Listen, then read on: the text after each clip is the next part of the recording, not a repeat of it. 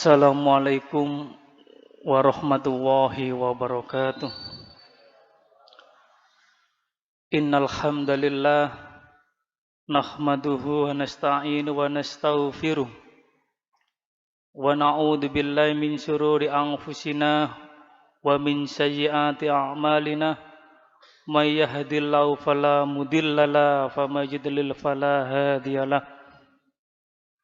Asyhadu an la ilaha illallah wahdahu la syarikalah wa asyhadu anna Muhammadan abduhu wa rasuluh. Allahumma sholli ala Muhammad wa ala ali Muhammad kama shallaita ala Ibrahim wa ala ali Ibrahim wa barik ala Muhammad wa ala ali Muhammad kama barakta ala Ibrahim wa ala ali Ibrahim innaka Hamidum Majid. Wa qala ta'ala fil Qur'anil Karim a'udzu billahi minasyaitonir rajim bismillahirrahmanirrahim. Ya ayyuhalladzina amanu udkhulu fi silmi kafah wa la tattabi'u khutuwatis syaiton innahu lakum aduwwum mubin. Jamaah salat Isya yang berbahagia, puji syukur kehadirat Allah Subhanahu wa taala yang telah memberikan kita nikmat baik berupa nikmat iman dan Islam, nikmat kesehatan, sehingga kita bisa menjalankan perintah Allah, bisa memenuhi panggilan Allah di Masjid At-Tanwir ini, menjalankan sholat Isya dan sholat Tarawih secara berjamaah. Mudah-mudahan amal ibadah kita di bulan Ramadan ini diterima oleh Allah Subhanahu wa taala. Amin ya rabbal alamin.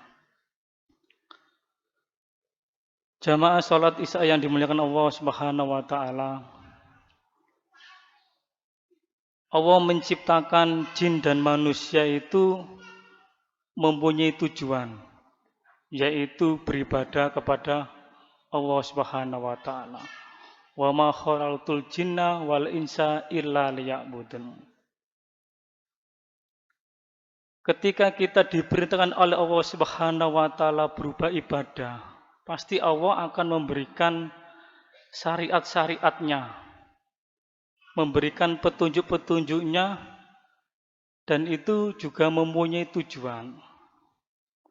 Apa yang kita lakukan, apa yang kita kerjakan dalam sebuah amal ibadah ini juga mempunyai tujuan.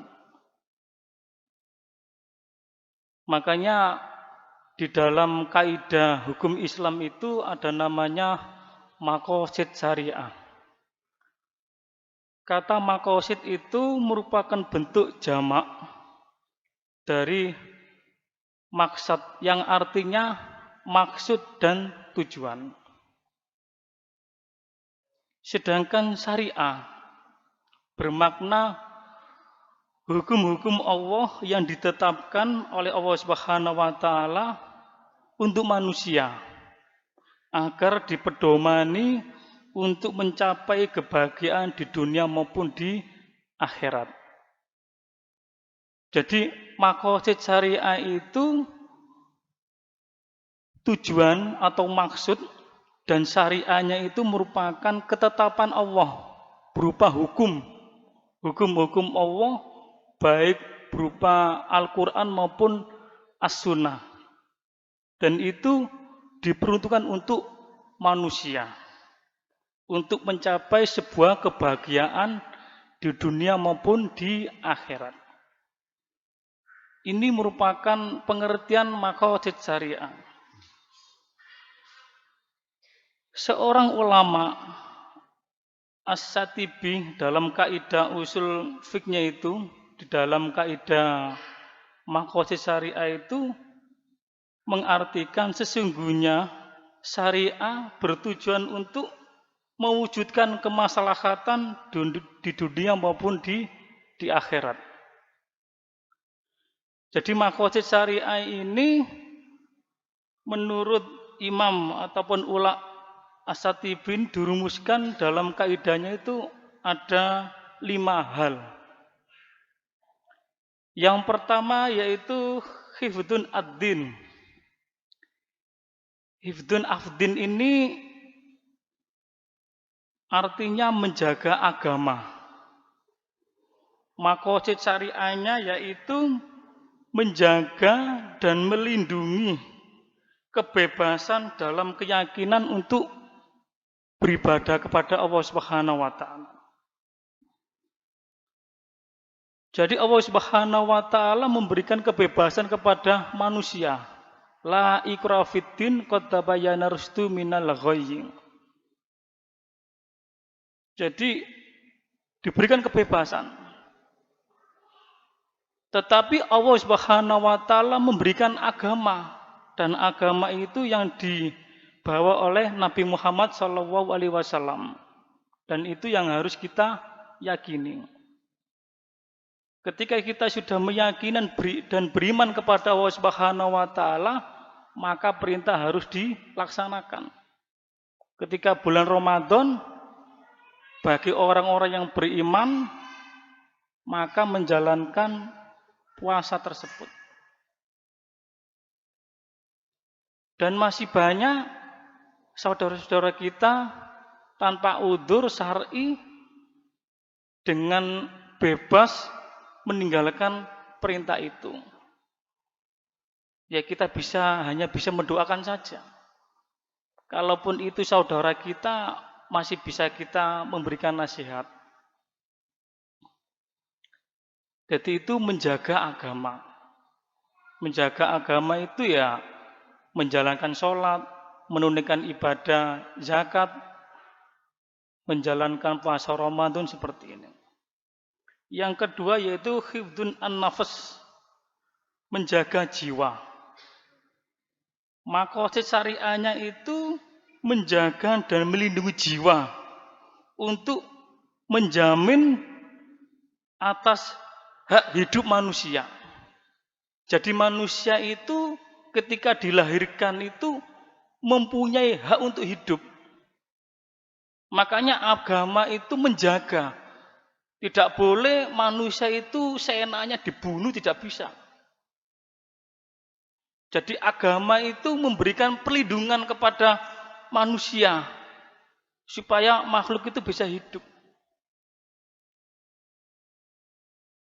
Tanda kutip, seandainya ada orang gila itu pun tidak boleh dibunuh. Mereka juga masih bisa hidup dan mempunyai hak hidup. Makanya diberikan tempat untuk orang-orang di dinas sosial itu. Makanya di dalam Islam itu ada namanya fikih jinayah, yaitu fikih jinayah itu fikih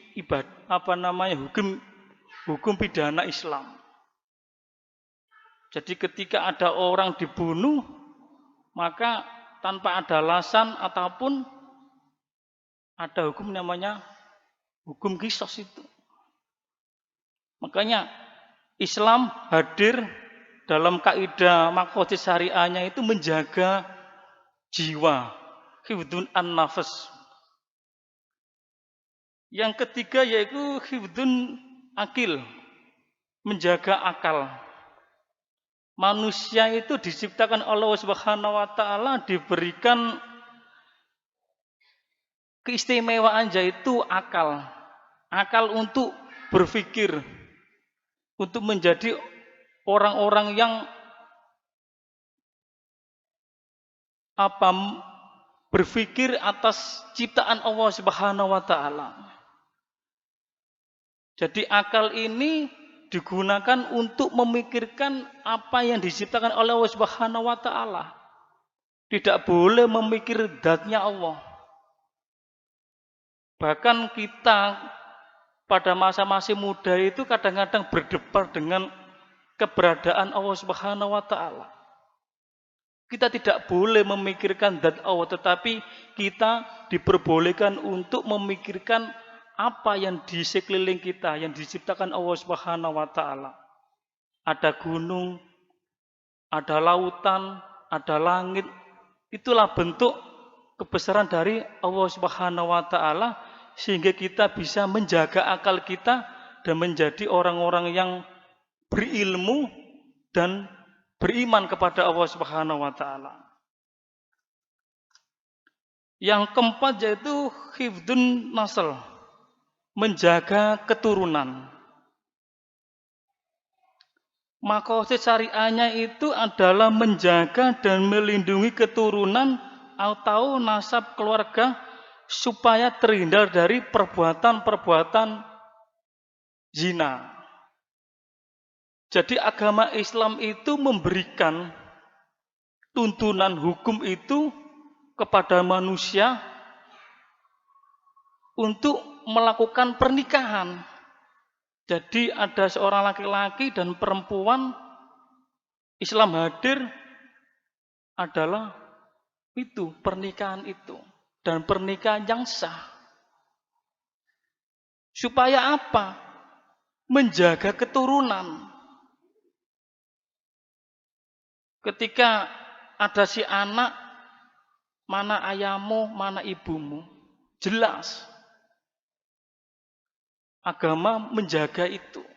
Melindungi manusia itu supaya keturunannya sampai seterusnya itu bisa jelas. Makanya di dalam hukum positif kita di negara itu ya harus tercatat di kantor urusan agama, yaitu di KUA. Dan dibuktikan dengan surat nikah. Ketika sudah mempunyai keturunan ataupun anak, di situ ada namanya akte kelahiran. Disitulah hukum Islam itu memberikan perlindungan, menjaga keturunan sampai kita pun katakanlah sudah meninggal, keturunan kita masih tercatat ataupun sah di dalam hukum Islam itu. Yang kelima yaitu hifdzun mal, menjaga harta. Manusia diberikan harta. Ada berupa harta itu berupa kesehatan, bisa berupa harta benda, dan disitulah supaya maqasid syariahnya itu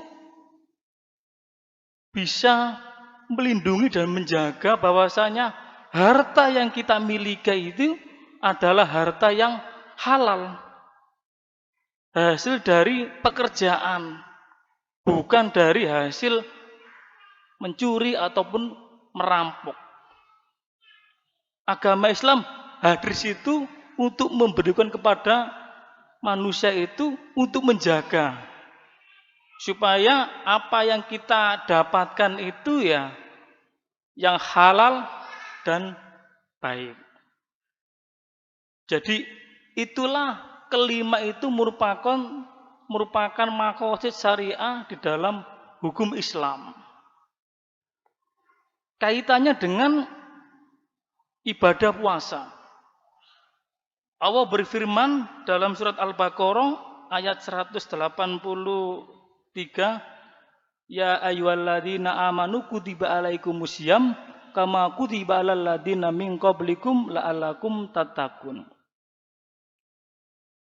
Maqasid syariahnya ibadah puasa ini hukumnya adalah wajib. Makanya ya ayyuhalladzina amanu ini merupakan sasaran hukumnya. Kutiba alaikumusiyam diwajibkan untuk kamu berpuasa. Sebagaimana diwajibkan atas orang-orang sebelum kamu. La'allakum tattaqun. Agar kamu bertakwa. Dan ini tujuannya. Jadi maqasid syariahnya ibadah puasa itu di dalam lafadz la'allakum tattaqun. Tujuan ibadah puasa itu supaya kamu bertakwa kepada Allah Subhanahu wa taala. Jadi setiap ibadah itu mempunyai maqasid syariahnya di dalam Al-Qur'an maupun As-Sunnah. Karena ini kaitannya dengan puasa, maka yang saya angkat yaitu ya kewajiban tentang ibadah puasa.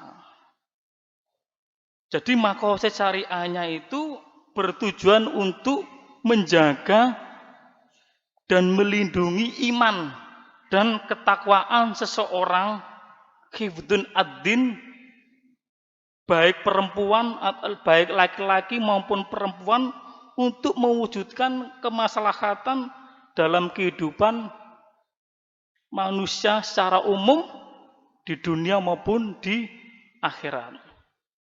Jadi itulah maqasid syariah dalam ibadah puasa itu. Di dalam lafaz tadi terakhir itu la'allakum tattaqun, yang kita sudah tahu dan mengetahui, tetapi kita bisa belajar dalam kaidah-kaidah maqasid syariah, dalam kaidah-kaidah usul fiqh itu supaya tahu. Kita tahu bahwasanya tujuan puasa itu untuk bertakwa kepada Allah Subhanahu wa taala. Lafadznya apa? La'allakum tattaqun. Mungkin itu yang bisa saya sampaikan. Kurang lebihnya saya mohon maaf yang sebesar-besarnya. Akhir kalam, wassalamualaikum warahmatullahi wabarakatuh.